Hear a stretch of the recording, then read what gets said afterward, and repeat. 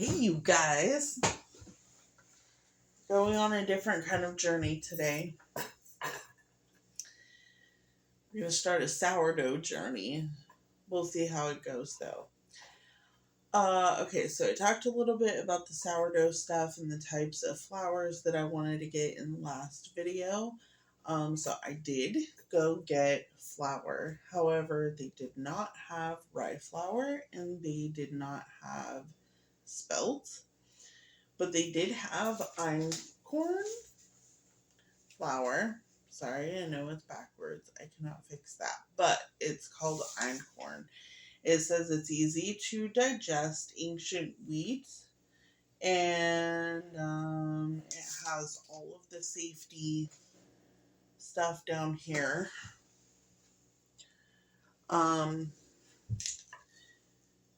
So it's saying wheat, but I also got whole wheat flour. So these are the ones that they said would have the most robust amount of helpful bacterias. Oh my goodness. Like it'll ferment the nicest and have the best consistency and flavor, but also have the most rich biotic environment, I guess. I don't know. I can't think of the words that they used. But, okay. So, what I'm going to do, I have a big jar. And I always see them do it in a little tiny jar. I want to do it in a bigger jar. And because I'm going to be messing with it a lot, I need to see what I can do with the starters, I kept saying that, and I said it yesterday too. The discards. I need to see what I will be able to do with the discards, and how that'll work. And so I feel like I need to work with a little bit more initially, and then we'll see how it does later. The other thing for me is that this thing can't be finicky, right? And they talk a lot in these videos and informational stuff about having to feed it and, keep it warm and all the things. And so I'm going to have to find out if this is going to actually work for me and for it. I feel like all of the feeding it and all of the stuff like that, I started getting gremlin vibes because I'm like, okay, well, if you don't feed it twice a day on this day, you feed it too much there and it becomes a living being, monster beast thing. All right, so I do have spring water. That's what it says in the recipe, or from what I saw, it's about, you have to eyeball how much, the consistency. So that's how I'm gonna start it. Anyway, this thing can't be super finicky. Otherwise it's not gonna make it. So I feel like I need to have something that does have a little bit of strength to it. I know myself well enough to know that if, I like to go camping, or if I've got stuff coming up later, to do or whatever, if I can't manage it for a day or two, it's not gonna work. And so I'm not trying to create a super gremlin. Alright, so I'm just gonna start about not quite half and half. I can always add more flour. It's a big jar. And I'm using a wooden spoon. I'm just making sure there's nothing on it. So they did talk in the videos a little bit about the odor it would put off, or the scent that it would put off if it wasn't any good. So there is that too, and so that makes me feel a little bit better about it also. The other thing, I need to learn a little bit more about the daily discard part of it. I actually don't want to do that. I would rather just feed it, but I need to, at least initially, until it gets going. Okay, so it's a little bit like a paste. And exactly what I was worried about is there's some dried flour in the crevice down there. And that's why I was a little bit worried to use these jars. And I don't think I'm going to be able to get in there, not even with the other side of the spoon. So I don't know what that means. I'm going to have to grab a metal one. I wanted to not use metal, but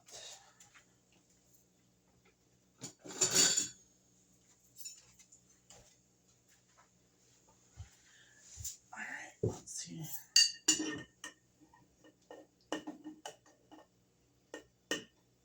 There we go. That worked great. Why am I not using the other end, you might think?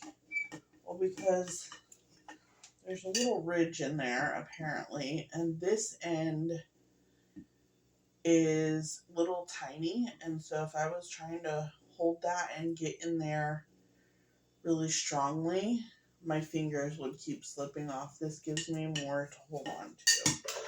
That is my strategy. And I'm just going to go around the edges and make sure there's no dried flour.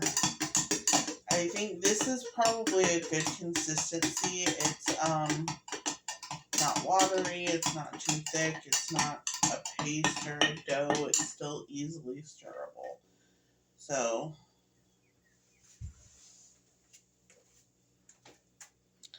just so you can see. Okay. Sorry, that was probably noisy. Alright, so that's number one. And I have metal lids. I'm just setting them on top, but I'm not going to put them in there too tight. Although,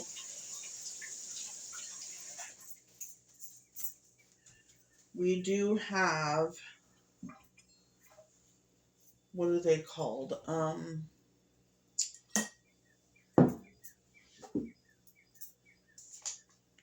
Those little flies, fruit flies. And I would imagine, dang it, I would imagine that if it's fermenting at all, they would be interested in it. So I think that I have cheesecloth that I will put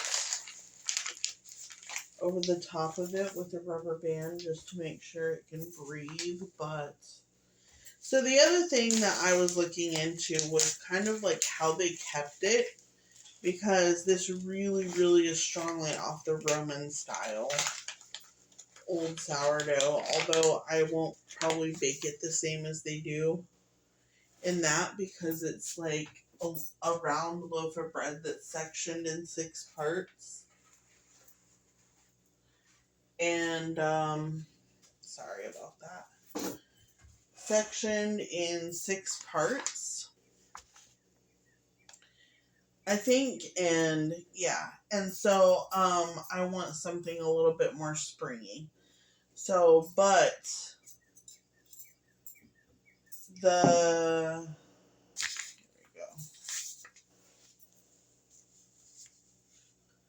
there we go. I forgot what I was telling you about.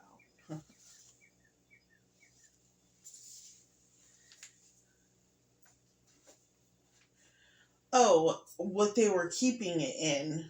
And so, I think for us, probably glass really is a good choice, but they were saying they kept it in ceramic.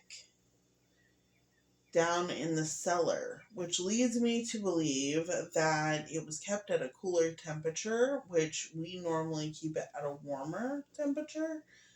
But I would imagine a cellar was cool because that was the point of it, especially during the winter. Like, it just stayed a moderate temperature, probably of like 70, 60 degrees, maybe less, depending on, probably less than that. I don't know. So I need to go back and watch it again because that is interesting also. Okay, let's just. This one is the wheat one.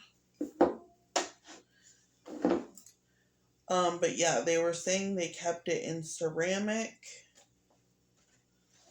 and I don't think it was glass. I don't think it had glass.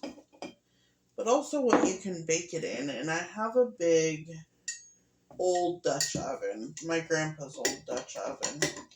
So it's huge. Which I'm excited to be able to put on a fireplace at one point. But also they said like you can make it in terracotta too, I think. Depending on what you're making. So that could be fun. I think I could have some fun with these. Alright, so I'm just going to start with this. I'm back to the drawing board with the research of it because I need to learn more about it, but I will know everything I need to know other than I need to have it mixed up within a couple days. So I wanted to at least get it started because I know I have to start feeding it twice here in a couple days. Anyway, so that's what I have over here. I will be getting some cheesecloth to put on top of this so bugs can't get in and so it can breathe. And then I will just keep you updated as I go through this little journey to see what we come up with. I don't know if I mentioned it, but it did say, like, for the most part nowadays, we just use white bleached flour. That gets the best results in some regard. But I like this because it's using, like, the more ancient grains. And I'm going to have to read up on einkorn. It just is saying that it's low gluten index, unbleached and unbromated, and that it's easy to digest. So, like I said, yeah, I mean, I know I already read that, but anyway, I'm going to have to read up on it a little bit more and see what I'm getting with that because I did plan on getting the rye and the spelt.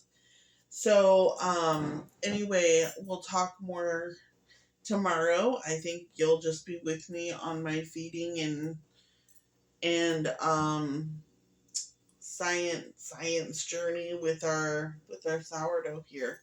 So I will talk to you again soon. See you in the next video.